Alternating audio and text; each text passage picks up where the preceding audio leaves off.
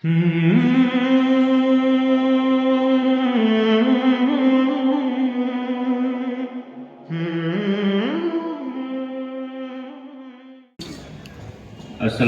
আলাইকুম ওয়া রাহমাতুল্লাহি ওয়া বারাকাতুহু।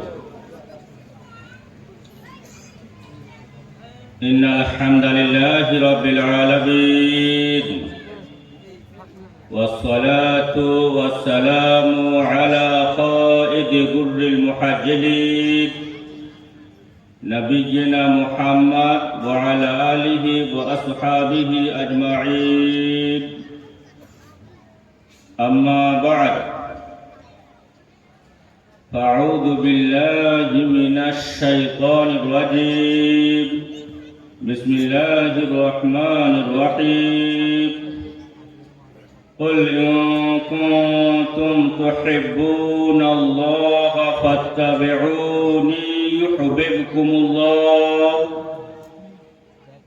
ويغفر لكم ذنوبكم والله غفور رحيم. وأرشد نبينا محمد صلى الله عليه وسلم الصادق المصدوق الذي لا ينطق عن الهوى في أحاديثه المباركة ما رواه إمام المحدثين محمد بن إسماعيل البخاري رحمه الله تعالى في كتابه الصحيح عن عائشة رضي الله تعالى عنها قالت قال رسول الله صلى الله عليه وسلم من عمل عملا ليس عليه أمرنا فهو رد.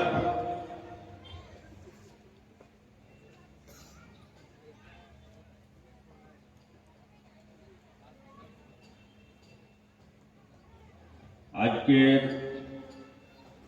এই দিনী সমাবেশের সম্মানীয় সভাপতি, মঞ্চস্থ উলামায়ে কিরাম, সমস্ত উপবিষ্ট সমবয়স্ক বয়োজ্যেষ্ঠ ও বয়কনিষ্ঠ, পর্দার অন্তরালে সমবয়স্কা বয়োজ্যেষ্ঠা ও বয়কনিষ্ঠা, আবাল বৃদ্ধ বনিতা, জাতি ধর্ম বর্ণ নির্বিশেষে বক্তৃতার শুভারম্ভে সকলকে থাকল শ্রেণীগতভাবে যথাযথ অফুরন্ত আন্তরিক শ্রদ্ধা, অভিনন্দন ও সেনাশিস।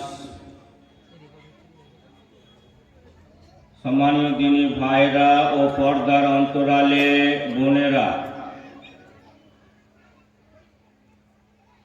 কমিটি কর্তৃক নির্ধারিত বিষয় রাসূলের আনুগত্য, একে আরবি ভাষায় বলা হয় মুতাবাআতুর রাসূল, the obedience of Muhammad sallallahu alayhi wa sallam. এ বিষয়ে বক্তৃতার পূর্বে আসআলুকাল্লাহ তৌফিক ওয়া সাদাদ লিআন্না মা তৌফিকি ইল্লা বিল্লাহি আলাইহি তাওয়াক্কালতু ওয়া ইলাইহি উনীব। সম্মানীয় দিনী ভাইরা ও বোনেরা, আমাকে যে বিষয়বস্তু দেওয়া হয়েছে সেটা হলো রাসূলের আনুগত্য। আপনাদের জ্ঞাতার্থে একথা ব্যক্ত করছি যে যদি কোনো ব্যক্তি কোনো আমল করেন, সেটা যে কোনো আমল হোক না কেন, যদি সেই আমলটি আমাদের রসুল মুহাম্মদ সাল্লাল্লাহু আলাইহি সাল্লামের তরিকা পদ্ধতি অনুযায়ী না হয়, তাহলে সে আমলগুলো আল্লাহর দরবারে গ্রহণযোগ্যতা পাবে না। তো কেন আমরা আমাদের রাসূলের আনুগত্য করব? Why are we obliged to obey our Prophet Muhammad, peace be upon him? কি আমাদের প্রয়োজনীয়তা রয়েছে যে আমরা আমাদের রসুল মুহাম্মদ সাল্লাল্লাহু আলাইহি ওয়াসাল্লামের আনুগত্য করব প্রত্যেকটা ব্যাপারে? এই জন্য যে তিনি যা কিছু বলেন নিজের পক্ষ থেকে কিছুই বলেন না।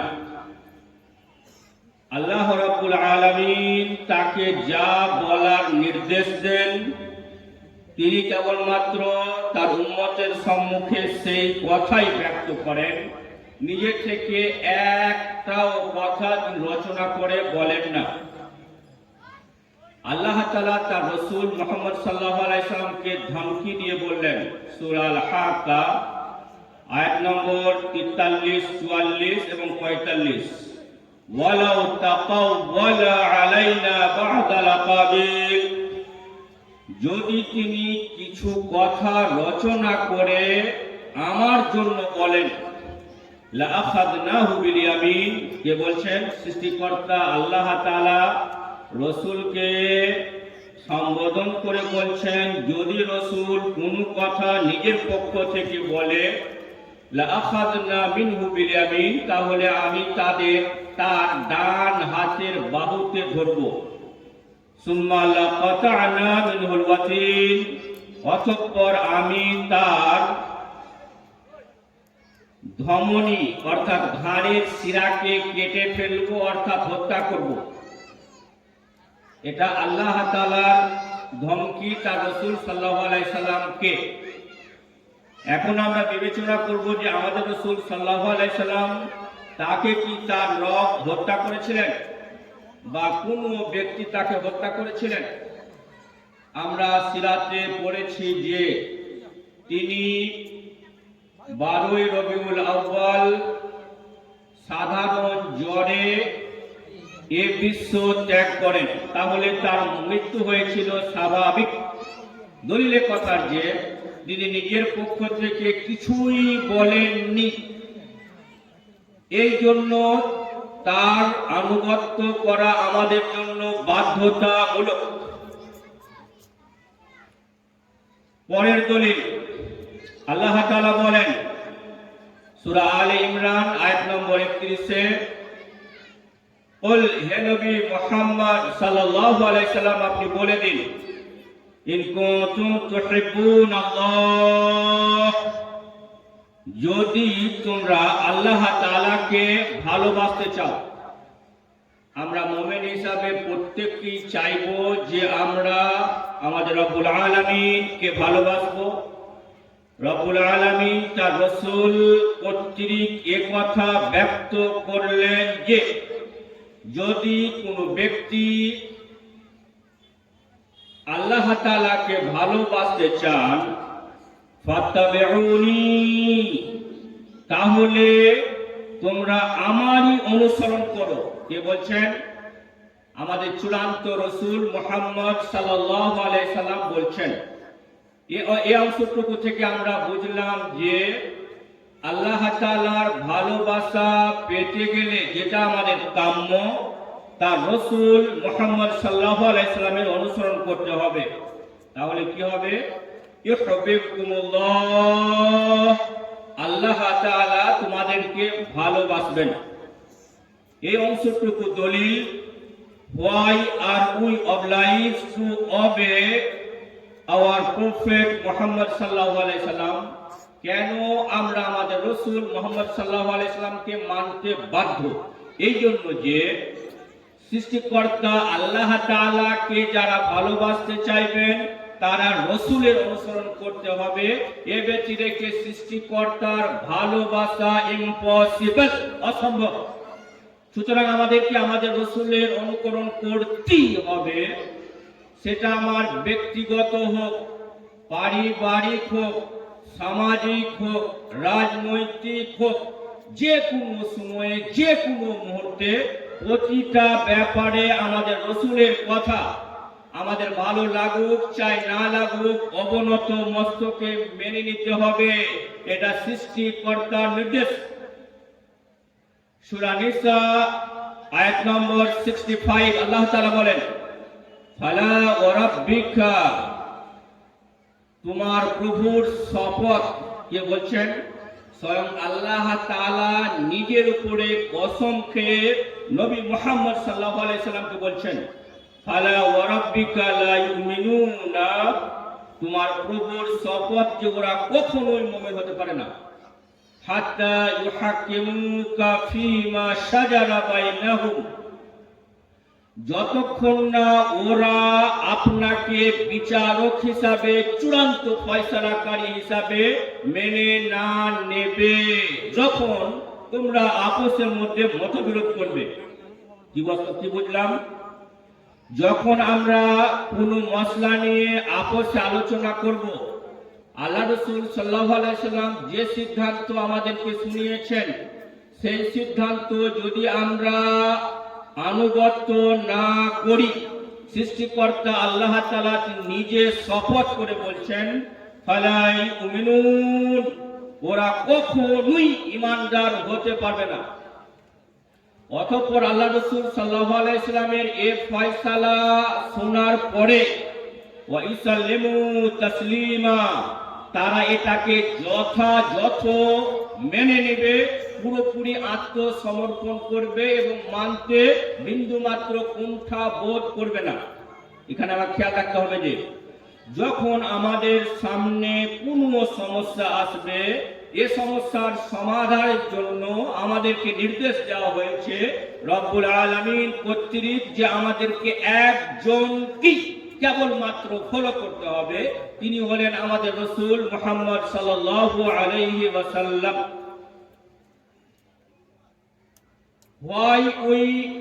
Why are we obliged to obey our Prophet Muhammad sallallahu alaihi wasallam? কেন আমরা আমাদের রাসূল মুহাম্মদ সাল্লাল্লাহু আলাইহি ওয়াসাল্লামের আনুগত্য করতে বাধ্য? এই জন্য যে সূরা হাসর আয়াত নম্বর 7 আল্লাহ তাআলা বলেন, ওয়া মা আতাকুমুর রাসূল ফাখুযুহু, কে বলছেন? স্বয়ং রব্বুল আলামিন বলছেন, ওয়া মা আতাকুমুর রাসূল ফাখুযুহু, রাসূল তোমাদেরকে যা দেয় তোমরা তা গ্রহণ করো, ওয়া মা নাহাকুম আনহু ফান্তাহু, এবং রাসূল তোমাদেরকে যা নিষেধ করেন তা থেকে তোমরা বিরত থাকো। এই আয়াত সূরা হাসর আয়াত নম্বর 7 দলিল যে আমাদের জীবনের প্রত্যেকটা মুহূর্তে আমাদের রাসূল মুহাম্মদ সাল্লাল্লাহু আলাইহি ওয়াসাল্লাম তিনি হবেন আইডল, তিনি হবেন আদর্শ, তিনি আমাদেরকে যে গাইডেন্স, পথ নির্দেশনা দেবেন, আমরা অবনত মস্তকে সেই পথ মানতে বাধ্য। যদি কোনো ব্যক্তি আমাদের রাসূল সাল্লাল্লাহু আলাইহি ওয়াসাল্লাম নির্দেশিত পথ না মানে, তার কোনো আমল সৃষ্টিকর্তার কাছে গ্রহণযোগ্য নয়। কেন নয়? এই জন্য নয় যে তিনি নিজের পক্ষ থেকে কিছু বলেননি, যা বলেন সব আল্লাহ তাআলা যা বলায় তিনি তাই বলেন। আমাদের রাসূল সাল্লাল্লাহু আলাইহি সাল্লামের ব্যক্তিগত কোনো কথাও ইসলামের মধ্যে চলে না। আবার বলছি, আমাদের রাসূল সাল্লাল্লাহু আলাইহি সাল্লামের ব্যক্তিগত কোনো কথা ইসলামের মধ্যে চলে না। দলিল সহিহ মুসলিম হাদিস নম্বর 2648, হাদিসের বর্ণনাকারী রাফি' বিন খাদিজ রাদিয়াল্লাহু তাআলা তিনি বলেন, কাদিমান নবী সাল্লাল্লাহু আলাইহি ওয়াসাল্লাম আল মদিনাতা, আল্লাহ রাসূল সাল্লাল্লাহু আলাইহি সাল্লাম মদিনা এলেন। কখন তিনি মদিনা এলেন? যখন তিনি হিজরত করলেন তখন তিনি মদিনা এলেন। ওয়া হুম ইয়াবুলুনা নাখলা, দেখলেন মদিনার চাষীরা নর খেজুর গাছের সাথে মাদি খেজুর গাছ এর সংমিশ্রণ ঘটাচ্ছে। আল্লাহ রাসূল সাল্লাল্লাহু আলাইহি সাল্লাম তাদের এই দৃশ্য অবলোকন হেতু তাদেরকে জিজ্ঞেস করলেন যে, লিমাযা তাসনাউনা হাকাযা, তোমরা কেন এমনটা করছো? নর খেজুর গাছের সাথে নারী খেজুর গাছের পরাগ ঘটাচ্ছ কেন? মদিনার খেজুর চাষীরা প্রত্যুত্তরে বললেন যে, কুন্না নাসনাউহু ইয়া রাসূলুল্লাহ সাল্লাল্লাহু আলাইহি সাল্লাম, হে আল্লাহর রাসূল সাল্লাল্লাহু আলাইহি সাল্লাম, আমরা তো এটা করে থাকি। প্রতি বছর যখন খেজুরের ফল দেওয়ার সময় হয়, আমরা বুঝতে পারি যে কুড়ি এসেছে, তখন আমরা নর খেজুর গাছের সাথে নারী খেজুর গাছের পরাগ ঘটাই। ফলে এটা আমরা প্রতি বছর করি। আল্লাহ রাসূল সাল্লাল্লাহু আলাইহি সাল্লাম তাদের এই দৃশ্য অবলোকন হেতু তিনি ব্যক্ত করলেন যে ওয়ালাউ লাম তাসনাউ লাকানা খায়রান, তোমরা যেটা করছো যদি তোমরা এটা না করো তাহলে এটা উত্তম হতো। ফাতারাকুহু, তারা এটাকে ছেড়ে দিলেন আর নর খেজুর গাছের সাথে নারী খেজুর গাছের পরাগ ঘটালেন না। ফল কি দেখলো? যখন ফল পাকার সময় হলো, ফল কাটতে গেল, ফানাফাসাত, ফলের উৎপন্ন কম হলো।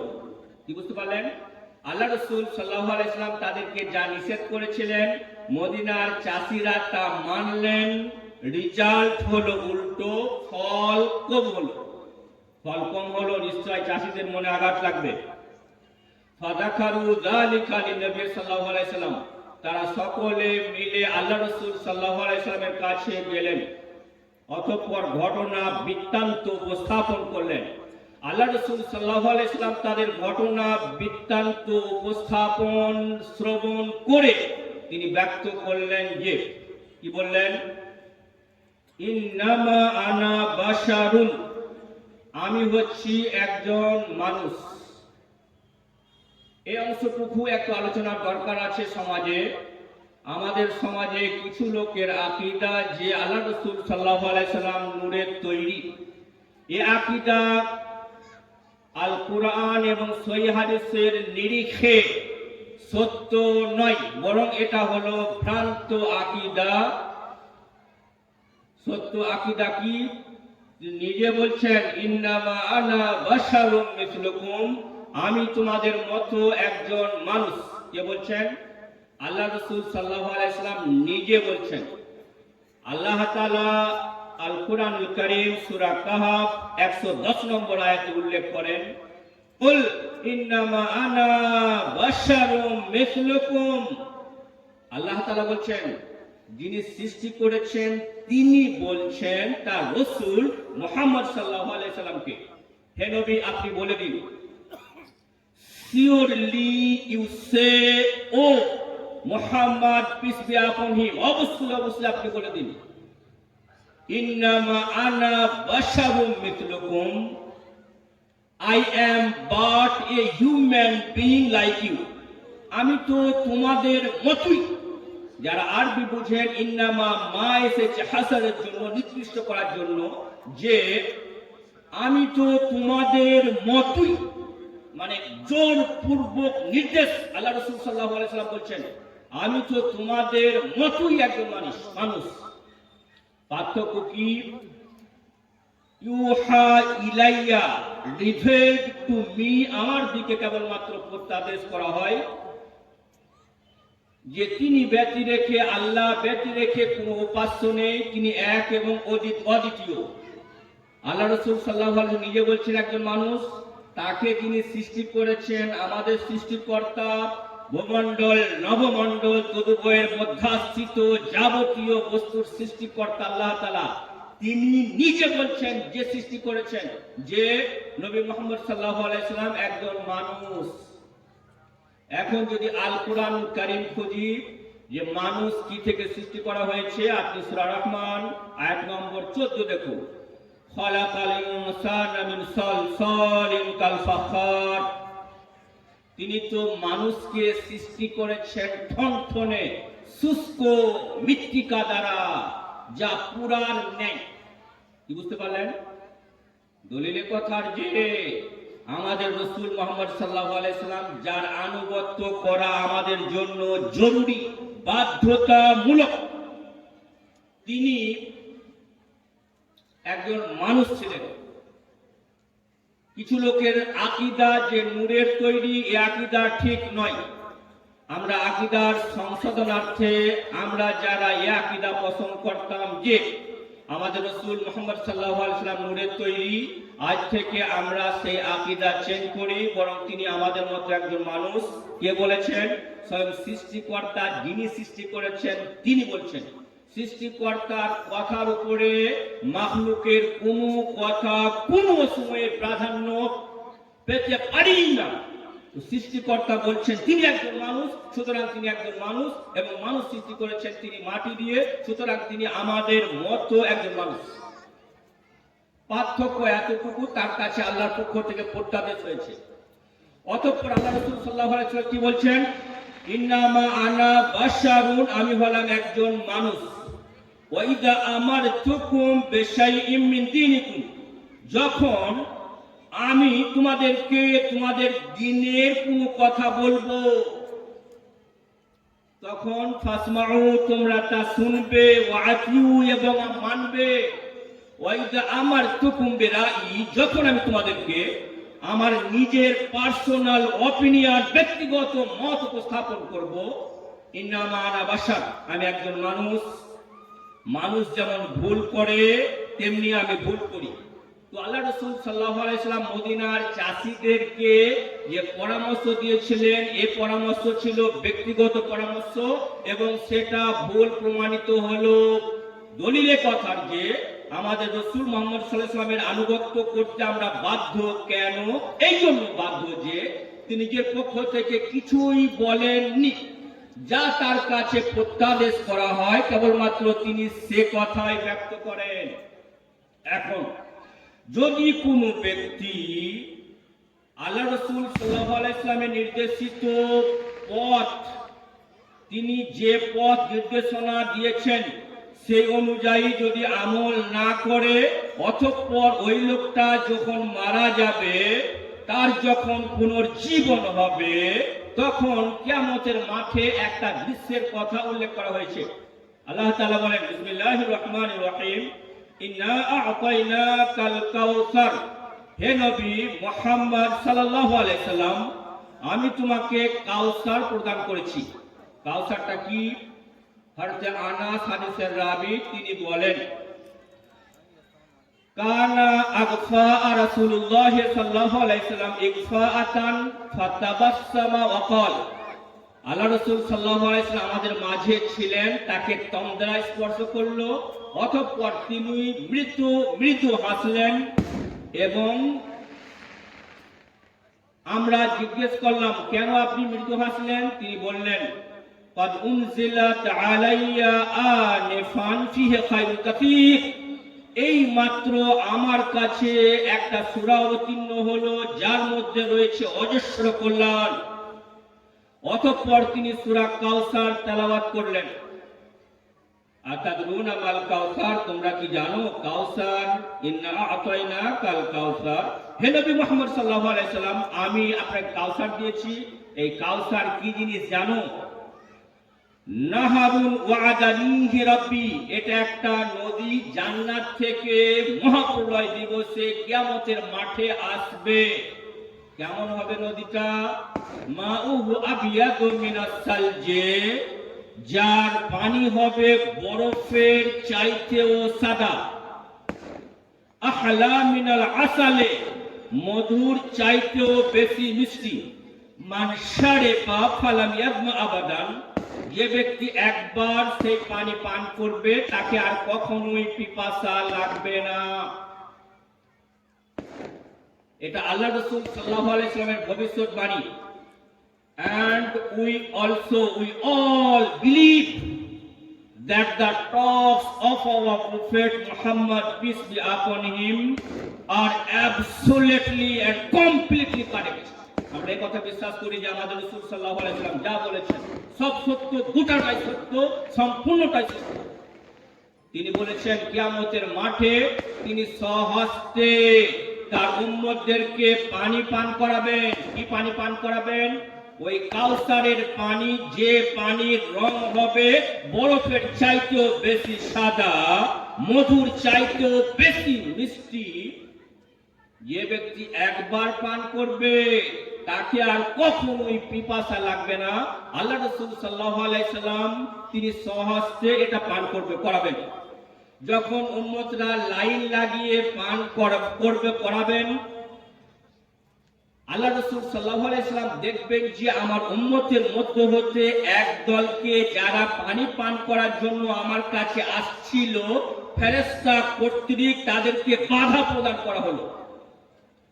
এখন প্রশ্ন, আমরা তো আমাদের রাসূল মুহাম্মদ সাল্লাল্লাহু আলাইহি সাল্লামকে দেখিনি, তাহলে আমরা আমাদের রাসূল সাল্লাল্লাহু আলাইহি সাল্লামকে চিনব কিভাবে?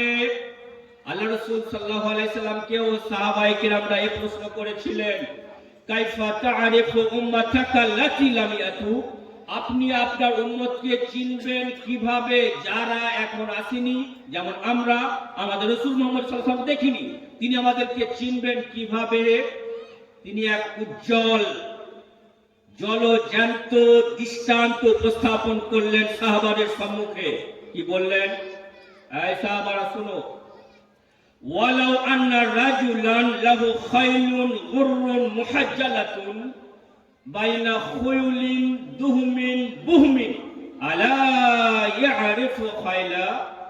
এই সাহাবায়ে কেরাম বলো তো, যদি কারো একটা ঘোড়া থাকে যার মুখমণ্ডল এবং পাগুলো সাদা আর গোটা বডিটা কালো, কালো একদল ঘোড়ার মধ্য হতে আলা ইয়ারাফু খাইলাহু বাইনা খুয়ুলিহি, সে কি ওই ঘোড়ার দলের মধ্য হতে নিজের ঘোড়াটা চিনতে পারবে না?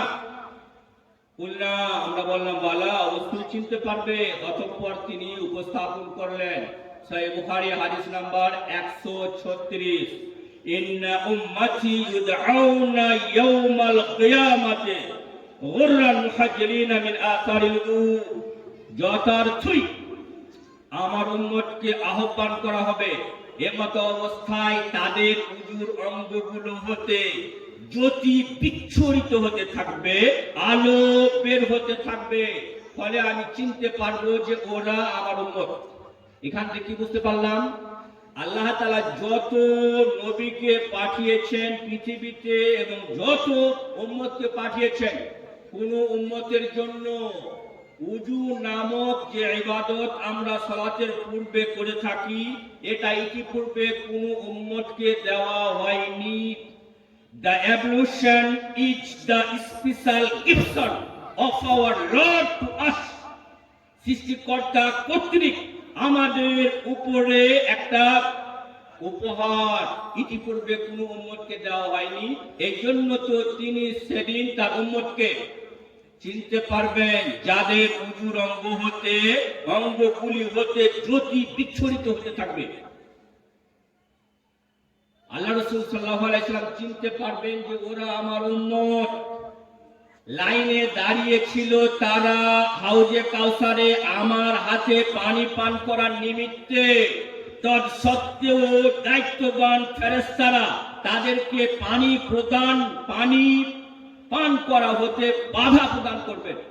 আল্লাহ রাসূল সাল্লাল্লাহু আলাইহি সাল্লাম তিনি তো আমাদের রাসূল, তিনি যখন এই দৃশ্য অবলোকন করবেন তখন তিনি বলবেন, ইয়া আইয়ুহাল মালাইকাতু ইন্নাহুম মিন উম্মতি, হে ফেরেশতারা ওরা যে আমার উম্মত, কেন তোমরা তাদেরকে পানি পান করা থেকে বাধা প্রদান করছো? ফেরেশতাগণ জবাব দিবেন, ইয়া মুহাম্মদ, আয় মুহাম্মদ, ইন্নাকা লা তাদরি মা আহদাসু বা'দাক, আপনি জানেন না আপনার পরে এরা দিনে কি নতুন নতুন জিনিস আবিষ্কার করেছিল। এক কথায় সোজা বাংলায় আল্লাহ রাসূলের নির্দেশিত পথ অনুযায়ী তারা চলেনি, মানে বেদাত করেছিল। এই জন্য তারা সেদিন হাউজে কাউসারে পানি পান করতে পায়নি। এটা হবে তাদের বড় অপমান মহাপ্রলয় দিবসের সবে প্রথম। কি বুঝতে পারলাম? যারা হাউজে কাউসারের পানি পান করতে পারলো না, তাদের মধ্যে কি ছিল না? একটা পদার্থ ছিল না, সেটা হলো মুতাবাআতুর রাসূল, the obedience of our last prophet Muhammad সাল্লাল্লাহু আলাইহি সাল্লাম, আমাদের রাসূল সাল্লাল্লাহু আলাইহি সাল্লামের আনুগত্য। ভাই মুসলিম, আমরা যদি আমল করি কেবলমাত্র আল্লাহ সন্তুষ্টি অর্জনার্থে, কিন্তু আল্লাহ রাসূল সাল্লাল্লাহু আলাইহি সাল্লাম যেভাবে যে আমল করতে বলেছেন, যদি সেইভাবে সেই আমল না করি তাহলে সেটা গ্রহণযোগ্য নয়। এই জন্য আমল গ্রহণযোগ্যতার জন্য আমাকে যাচাই বাছাই করে দেখে নিতে হবে যে আমার আমলের মধ্যে তিনটে জিনিস বিদ্যমান আছে কিনা। নাম্বার 1, আল ইখলাসু লিল্লাহি, আল্লাহ তাআলা সন্তুষ্টি অর্জনার্থে প্রত্যেকটা কর্ম সম্পাদন করতে হবে। নাম্বার 2, মুতাবাআতুর রাসূল, আল্লাহ রাসূল সাল্লাল্লাহু আলাইহি সাল্লাম যেভাবে যে আমল করতে বলেছেন সেইভাবে সেই আমল বাস্তবে রূপদান দিতে হবে। নাম্বার 3, আকুলুল হালাল, আমার শরীরের রক্ত মজ্জা অস্থি তৈরি হবে যার দ্বারা সেই খাবারটাকে হালাল হতে হবে। যদি এই তিনটে শর্ত এট এ টাইমে থাকে তবেই আমার আমল সৃষ্টিকর্তার কাছে গ্রহণযোগ্য। নতুবা সূরা ফুরকান আয়াত নম্বর 23 আল্লাহ তাআলা বলেন, وَقَدِمْنَا إِلَى مَا عَمِلُوا مِنْ عَمَلٍ فَجَعَلْنَاهُ هَبَاءً مَنثُورًا, সেদিন আমি তাদের আমলগুলোকে নেওয়ার জন্য অগ্রসর হব, অতঃপর রাস্তার বিক্ষিপ্ত ধূলিকণার ন্যায় মূল্যহীন করব, তাদের কোনো আমলগুলো কাজেই আসবে না। ভাই মুসলিম, আমরা যারা আমাদের আলোচনা শুনলাম বুঝতে পারলাম যে মুতাবিআতুর রাসূল, আল্লাহ রাসূল সাল্লাল্লাহু আলাইহি ওয়াসাল্লাম আনুগত্য করা আমাদের জন্য বাধ্যতামূলক, অপরিহার্য। সেটা আমাকে ভালো লাগুক চাই না লাগুক, সর্বক্ষেত্রে সেটা ব্যক্তিগত হোক, পারিবারিক হোক, সামাজিক হোক, রাজনৈতিক হোক, প্রতিটা মুহূর্তে একজন মোমেন্টকে মেনে নিতে হবে। অবশ্যই প্রভুর কাছে প্রার্থনা করব, দয়াময় তুমি আমাদের সকল কি তোমার প্রত্যেকটা আদেশ নিষেধ যথাযথভাবে মেনে চলার তৌফিক দিও। আমিন। প্রভু দয়াময় তুমি সমগ্র বিশ্ব মুসলিমকে হেফাজত করো। আমিন। প্রভু দয়াময় বিশেষ করে ফিলিস্তিনি মুসলিম নিরপরাধ শিশুরা, মহিলারা যারা মার খাচ্ছে আজকে এই স্টেজ থেকে, আমরা সকলে তোমার দরবারে কাকুতি মিনতি করে দোয়া করছি। প্রভু দয়াময় তুমি তাদের হেফাজত করো। প্রভু দয়াময় ইসলামের শত্রুদের তুমি ধ্বংস করো। আমিন। ওয়া আখিরু দাওয়ানা আনিল হামদুলিল্লাহি রাব্বিল আলামিন ওয়া সাল্লাল্লাহু আলা নাবিয়্যিনা মুহাম্মদ ওয়া আলা আলিহি ওয়া আসহাবিহি আজমাইন। আসসালামু আলাইকুম ওয়া রাহমাতুল্লাহি ওয়া বারাকাতুহু।